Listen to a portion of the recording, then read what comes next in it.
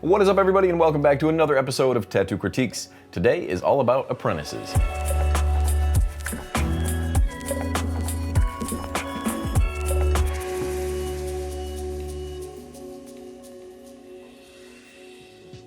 Once again, welcome back. As I said before, today's tattoos are all coming from apprentices, so this should be a fun and informative one. Before we get started, don't forget to subscribe. Help us push over that 200,000 subscriber mark, and maybe we'll release something special. All right, but let's get to it. First up, we have Jamie Wolf, a 3-year apprentice out of Ohio. I'm pretty shocked to hear that you've been apprenticing for 3 years, as most apprenticeships last about 1 to 2 years. You don't really hear 3 years that often. But more power to you for sticking your nose down and wanting to learn for so long. Remember, never give up. Never give up.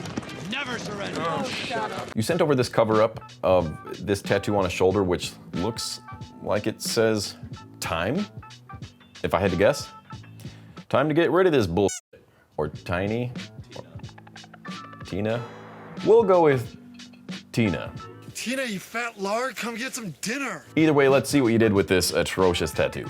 All right, cool. I see from the stencil that you're gonna do a Freddy Krueger glove. This should be pretty interesting. I did notice that you left the red star up above it, which is probably a wise move. You don't have to worry about covering it with the actual subject matter itself. And that being said, looking at the actual tattoo, you did cover that star with a red blood splatter. Not the biggest fan of that red blood splatter, or the others for that matter. They kind of look like Chicago stars. I think those definitely could have been executed a little bit better. However, the actual tattoo itself does look pretty solid. You've got some nice saturated colors in here. You're actually using black, which I see a lot of apprentices not doing. I think a lot of apprentices are scared of using black, making things too dark, but as you can tell, it just makes those lighter colors a lot more light. When it comes to the ripped skin, I think one rip probably would have been a better choice. I don't think you really need to have all 4, especially that close together, unless he was scratching them like this, like a cat. So I think as far as the technical application goes, it's really not that bad. I'd give it a solid 7.5, 8 out of 10. But design-wise is where I think this is lacking a little bit, like especially when it comes to the fingers on the glove. I can't really tell where the pinky or ring finger is coming from. I think the finger we see is the middle finger, that little potato-looking thing there. So it just gets a little messy, and it's kind of hard to read what's going on. The little ring that's coming from the pinky is sitting on top of that little potato-looking shape, but it looks like the end of the potato has the middle finger claw. When it comes to the blood splatters, I don't really think that white was necessary. It doesn't do anything. If somebody had splattered blood on this person's back, you wouldn't see white highlights around the blood splatter. Generally, you'd see it on the inside of the blood splatter, where it is actually reflecting some sort of light. To be honest, I see that you're using that white almost everywhere. In the sleeve of the shirt, which wouldn't really be there. In the glove itself, which again wouldn't really be there. The glove is supposed to be some sort of leather or some sort of dull fabric. And if you would have used that white in only the metal, it would have made that metal pop that much more. But it's really not that bad of a tattoo at all, especially for what it was covering up. It's a lot more fun and playful and definitely more well done. Also, the tips of the claws are too tippy to me. And what I mean by that is, that point just drags on a little too long. You know, when you meet those 2 points, it should stop right then and there. It shouldn't really drag on and have this extra long line. The ring finger claw is a good example of just that. Well, I hope you learned something from that, Jamie, and be sure to send me a picture when you're in your 5th year of your apprenticeship. Boom. Roasted. And just a quick note, I tried to look up your shop's Instagram page, but I couldn't find one. And I couldn't find yours either. So I know we're not here to critique marketing strategies, but maybe you should make a page. And don't lead your shop's page to Facebook. That's a boomer move. Next up, we've got one from Maddie H, and Maddie, you sent over a novel. And I can't read, so I'm not reading through all this. Maddie, we're going to be talking about your train Tiffany lamp. I know you sent over a few of them, but this one I felt like was the best executed. A couple of the others were just a little boring, like the hand and the strawberry. There wasn't very many talking points. But again, as far as this lamp goes, I feel like you've got some really solid lines here. It does look like stained glass at the top, and I love how the train is coming out of frame. But that being said, I do wish the top of the train came out of the frame as well, not just the bottom where that little, I guess you'd call it a train grill is. But since the bottom is out, you might as well put the top piece out as well. It wouldn't be that much, but I think it would have just been a cool little feature.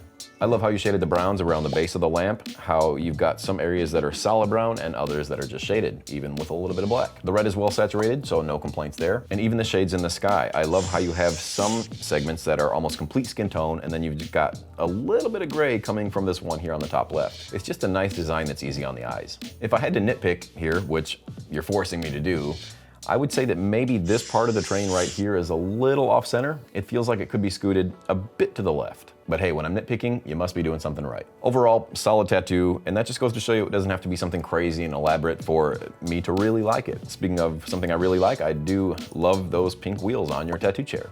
So excellent job, Maddie. Thank you so much for sending that over. Up next, we've got one sent in from Charlie Williams out of Manchester, UK. Charlie, you sent over this logo, which almost looks like, what is that, famous stars and straps? Either way, there's some sort of star logo in the background here with a set of cherries on top. I did notice how you left an area of skin tone open where the leaf overlays the star, but it makes me wonder why you didn't leave that same area of skin tone open on the stems of the cherries. Obviously, that's not something that's fixable now, but if we were to redesign this, I would just outline the end right here, leave those little skin tone areas open, and I think it would have an overall nicer appearance.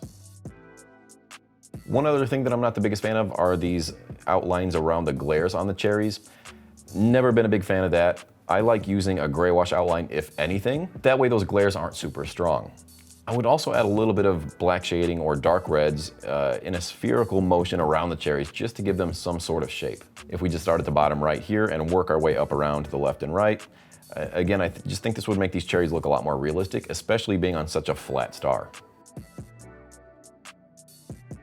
One other little thing that kind of bothers me is where the top of this leaf sits on the star. I would just bring that up a bit just so it's not interacting or intersecting with the shape of that star. And the same thing could be said about the bottom right of the leaf as well. I think it just comes too close to the shape of the star. Just give it some more room to breathe. Also, maybe consider wiping down your tattoos a bit more before you take your photos because nobody really wants to see this blood and plasma. It does look like the black isn't that well saturated. If I look at the very left of the star and the right of the star, I feel like I can see some skin tone showing through, so make sure you take the time, slow down, and really pack that black in.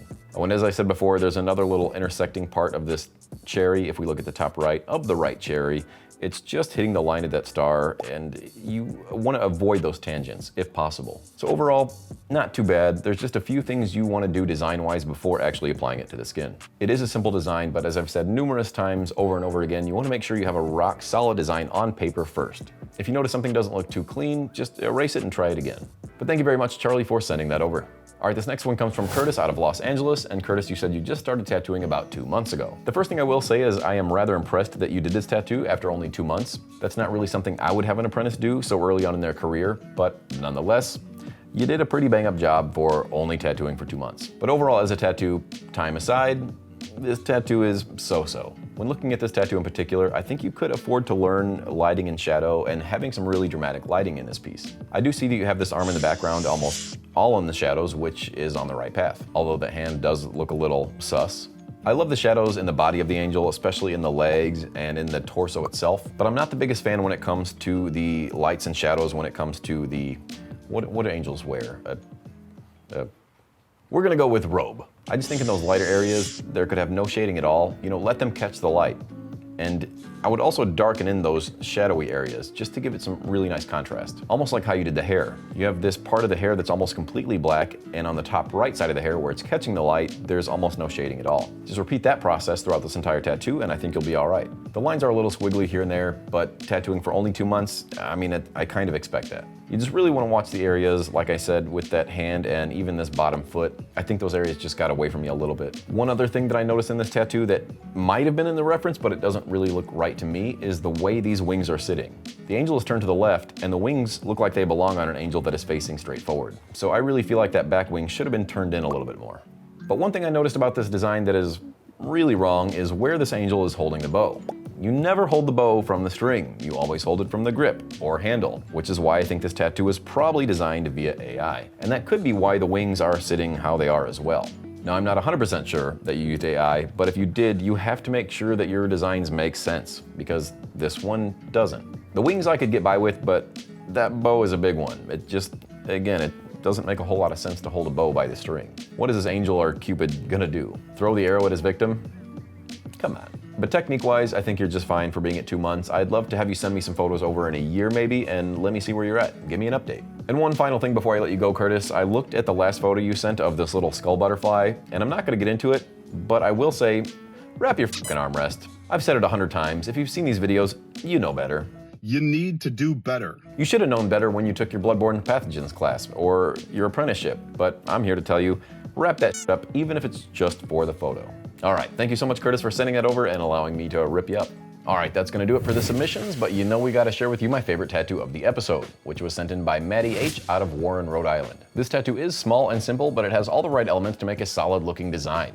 As I said before, you don't need to go crazy with it. As long as you're making clean looking tattoos, then it's a win in my book. It's got clean lines, solid saturation, and it's pretty clever. So once again, congratulations Maddie on being my favorite this week.